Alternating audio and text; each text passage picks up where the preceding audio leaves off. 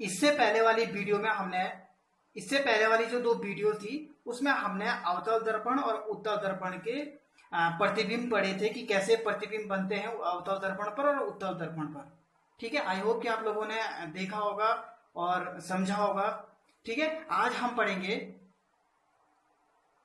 गोलीय दर्पण द्वारा परावर्तन के चिन्ह पर पाठी, sign convention for reflection by spherical mirror. यानी कि गोलीय दर्पणों द्वारा परावर्तन के, जब गोलीय दर्पणों पर परावर्तन होता है तो परावर्तन, जब गोलीय दर्पणों पर परावर्तन होता है तो इसके लिए हम कुछ चिन्हों का प्रयोग करते हैं भाई, समझ लो भाई। ठीक है ना, परावर्तन के लिए कुछ चिन्हों का प्रयोग करते हैं, उसी का हम यहाँ पर अध्ययन करेंगे। यानी कि जब हम परावर्तन पर विचार करते हैं किसी गोलीय दर्पण पर, चाहे वो अवतल हो चाहे उत्तल हो, तो हम कुछ वहां पर कुछ निश्चित चिन्हों का पालन करते हैं। ठीक है, और उन्हें कहते हैं नई कार्तीय चिन्ह परिपाटी। ठीक है ना, और ये कहाँ प्रयोग होता है, इन चिन्हों का यूज हम करेंगे जब हम दर्पण सूत्र को निकालेंगे और दर्पण से संबंधित कुछ न्यूमेरिकल, कुछ आंकिक प्रश्नों को हल करेंगे, तो उस समय इन चिन्ह परिपाटियों का आवश्यकता होती है भाई। ठीक है ना, तो इसलिए आप ध्यान से समझिए, ध्यान से सुनिए और समझिए। तो इसमें सबसे पहले क्या होता है कि हम जो दर्पण का ध्रुव P है इसको मुख्य मूल बिंदु मान लेते हैं। ठीक है भाई, दर्पण का जो ध्रुव P है इसको मूल बिंदु मान लेंगे, और दर्पण के मुख्य अक्ष, आप समझ गए होंगे मुख्य अक्ष कौन सी होती है, जो वक्रता केंद्र और ध्रुव से होकर के गुजरने वाली जो रेखा होती है, ये मुख्य अक्ष। मुख्य अक्ष को हम x अक्ष मान लेते हैं निर्देशांक पद्धति का। निर्देशांक पद्धति क्या हुआ, जैसे कि निर्देशांक पद्धति क्या होती है भाई, एक आपने मैथ्स में पढ़ा होगा, इस तरह से एक x अक्ष होती है या x एक्सिस होती है, और इस पर ठीक लंबवत ऊपर की ओर x अक्ष पर जो ये लंबवत है इसको कहते हैं y अक्ष। ये क्या है, y अक्ष है और ये x अक्ष है। तो इस निर्देशांक ज्यामिति में इस तरह से x अक्ष और y अक्ष को लेते हैं हम।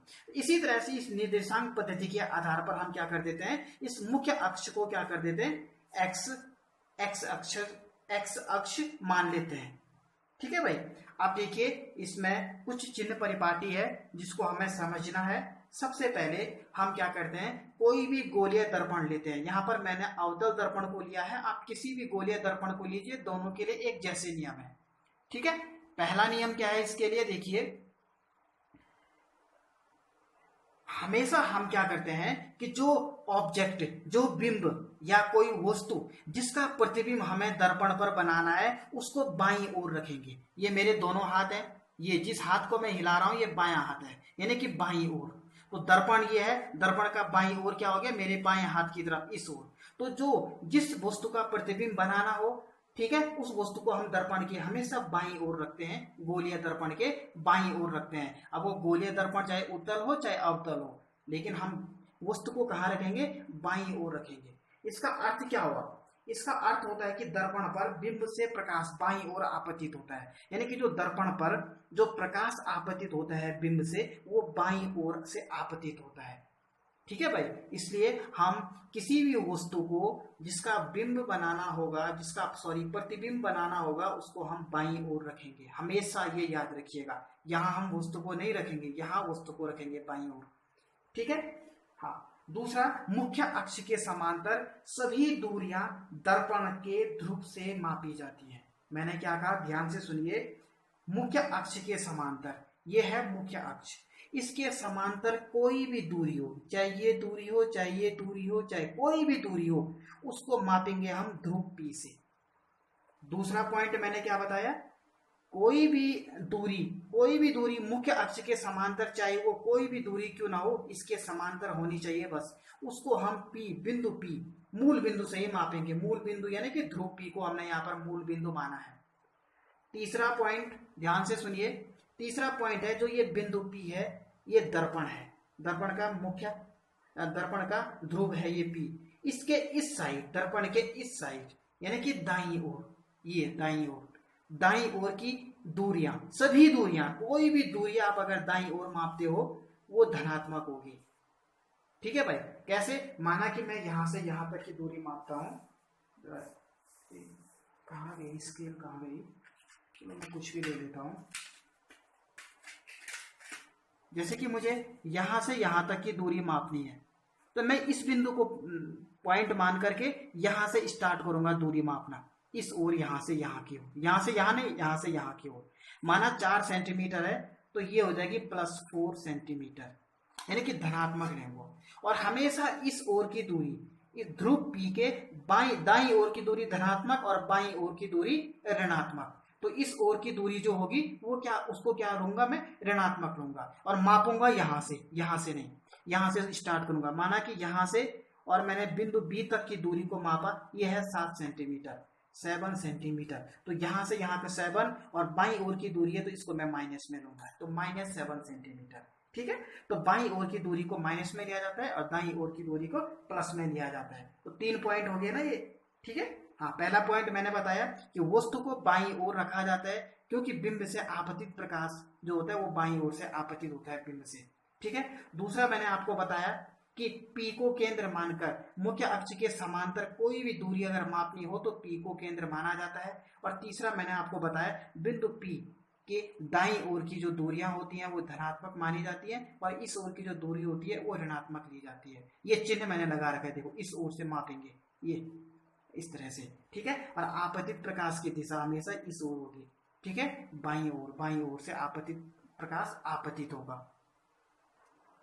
अब देखो अगला, ये मुख्य अक्ष है। मुख्य अक्ष के लंबवत ऊपर की ओर, हमेशा मुख्य अक्ष के लंबवत ऊपर की ओर जो दूरी होती है वो निर्देशांक पद्धति में y अक्ष होती है। अगर x अक्ष पर लंबवत ऊपर की ओर कोई दूरी है तो y अक्ष होती है निर्देशांक पद्धति के आधार पर। तो x अक्ष के लंबवत ऊपर की ओर क्या है, y अक्ष है। तो y अक्ष के अनुदिश यानी कि y अक्ष की दिशा में ऊपर की ओर जो दूरी होगी उसको हम धनात्मक लेंगे। माना यहां से यहां तक की दूरी 3 सेंटीमीटर है, तो ये +3 सेंटीमीटर हो जाएगी।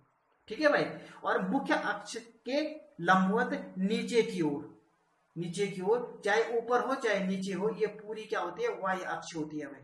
ये क्या है, y अक्ष है, जैसे कि ये पूरी x अक्ष होती है। तो नीचे की ओर की जो y अक्ष के अनुदिश जो ये दूरी है ये ऋणात्मक होती है। माना यहाँ से यहाँ तक की दूरी 5 सेंटीमीटर है, तो ये -5 होगी और मापूंगा यहाँ ऊपर से नीचे की ओर इस तरह से।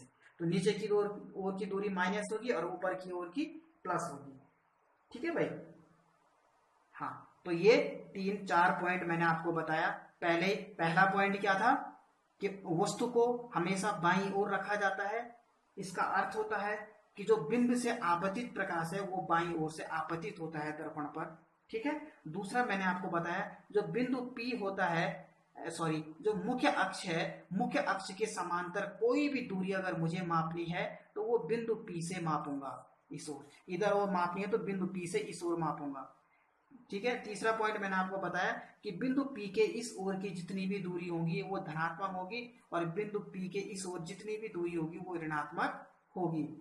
ठीक है भाई, हाँ, चौथा पॉइंट मैंने आपको बताया कि x अक्ष पर लंबवत ऊपर की ओर y अक्ष के अनुदिश यानी कि y अक्ष की दिशा में ऊपर की ओर जो दूरी होगी वो धनात्मक होगी और नीचे की ओर की दूरी होगी वो ऋणात्मक होगी। तो बच्चों ये जो चिन्ह परिपाटी है इसको अच्छे से समझ लीजिएगा, क्योंकि जब हम दर्पण सूत्र पढ़ेंगे तो वहां पर काम आएगी। और दर्पण से संबंधित कोई प्रश्न, दर्पण सूत्र से संबंधित कोई भी प्रश्न अगर हम करेंगे, न्यूमेरिकल आंकिक प्रश्न सॉल्व करेंगे, तो वहां पर भी हमें यही चिन्ह परिपाटी को प्रयोग करना होगा।